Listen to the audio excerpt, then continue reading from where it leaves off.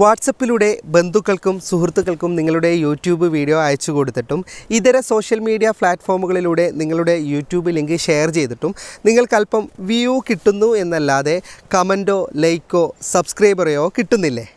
അപ്പോൾ അത് എന്തുകൊണ്ട് സംഭവിക്കുന്നു, എങ്ങനെ പരിഹരിക്കാമെന്നെല്ലാം ഉദാഹരണം സഹിതം ഞാൻ ഈ വീഡിയോയിൽ കാണിക്കുന്നുണ്ട്. അപ്പോൾ വീഡിയോയിലേക്ക് കിടക്കാം.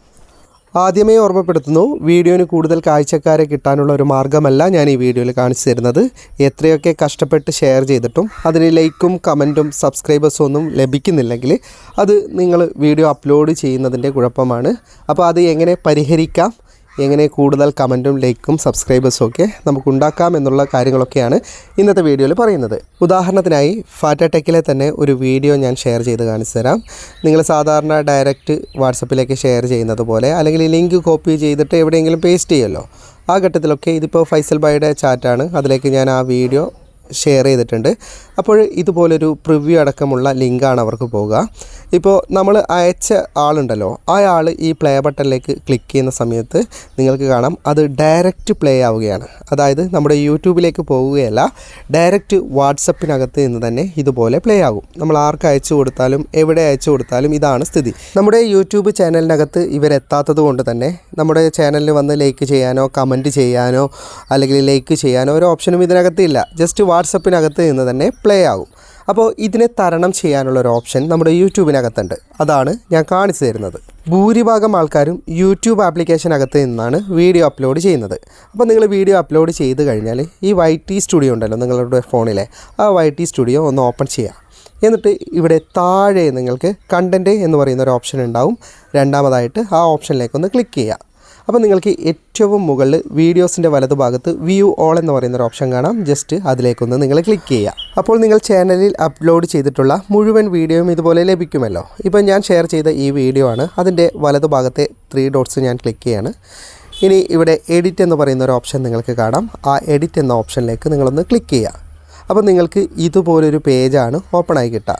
ഇവിടെ താഴെ നിങ്ങൾക്ക് കാണാം ടാഗ് ഷോർട്സ് റീമിക്സ് എന്ന് പറഞ്ഞിട്ട്, അവിടെ ഒന്ന് ക്ലിക്ക് ചെയ്യുക. അപ്പോൾ നിങ്ങൾക്ക് ഇതുപോലൊരു പേജ് ഓപ്പൺ ആയി കിട്ടും. ഇതിൻ്റെ ഏറ്റവും താഴെ നിങ്ങൾക്ക് കാണാം അലോ എംബെഡിങ് എന്ന് പറയുന്ന ഒരു ഓപ്ഷൻ. അതിൻ്റെ ടിക്ക് മാർക്ക് ജസ്റ്റ് ഒന്ന് ഒഴിവാക്കി കൊടുക്കുക. ഇവിടെ താഴെയുള്ളത് ഡിലേറ്റിംഗ് ഓപ്ഷനാണ്, അതിൽ ക്ലിക്ക് ചെയ്ത് പോകരുത്. ജസ്റ്റ് നിങ്ങളിവിടെ ബാക്ക് ബട്ടൺ ഒന്ന് പ്രസ് ചെയ്യുക.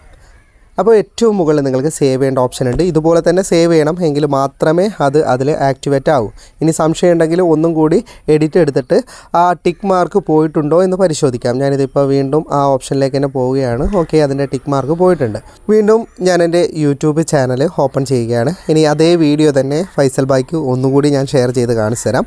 ഇപ്പം നിങ്ങൾക്ക് രണ്ടും തമ്മിലുള്ള മാറ്റം എന്താണെന്ന് മനസ്സിലാകും. ജസ്റ്റ് നേരത്തെ ചെയ്തതുപോലെ തന്നെ വാട്സപ്പിലേക്ക് ഫൈസൽ ഭായിക്ക് ഷെയർ ചെയ്തിട്ട് ഇപ്പം നിങ്ങൾക്ക് രണ്ടും തമ്മിലുള്ള വ്യത്യാസം കാണാം. ആദ്യം ഷെയർ ചെയ്തതിന് ഒരു പ്ലേ ബട്ടൺ ഉണ്ട്, ഇപ്പോൾ ഷെയർ ചെയ്തതിന് പ്ലേ ബട്ടൺ ഇല്ല. അപ്പോൾ ഞാൻ ഇതിൻ്റെ പ്ലേ ചെയ്യാൻ വേണ്ടിയിട്ട് ക്ലിക്ക് ചെയ്യുന്ന സമയത്ത് നിങ്ങൾക്ക് കാണാം ഡയറക്റ്റ് എൻ്റെ യൂട്യൂബിനകത്താണ് പോകുന്നത്.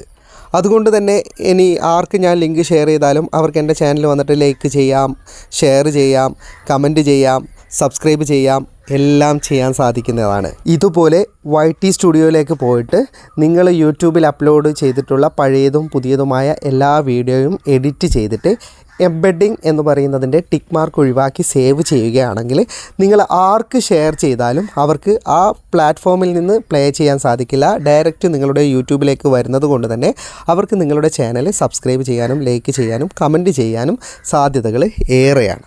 വീഡിയോ ഇഷ്ടപ്പെട്ടാൽ ലൈക്ക് ചെയ്യുക, നിങ്ങളുടെ അഭിപ്രായം കമൻറ്റ് ചെയ്യുക. വളർന്നു വരുന്ന ഒരുപാട് യൂട്യൂബേഴ്സിന് ഈ വീഡിയോ സഹായകരമാകും. അതുകൊണ്ട് ദയവായി ഷെയർ ചെയ്യുക. ഇങ്ങനെയുള്ള വീഡിയോകൾ ദിവസേന ലഭിക്കാൻ ഫാറ്റ ടെക്കിൻ്റെ ഫേസ്ബുക്ക് പേജും യൂട്യൂബ് ചാനലും സബ്സ്ക്രൈബും ഫോളോയും ചെയ്യാൻ മറക്കരുത്.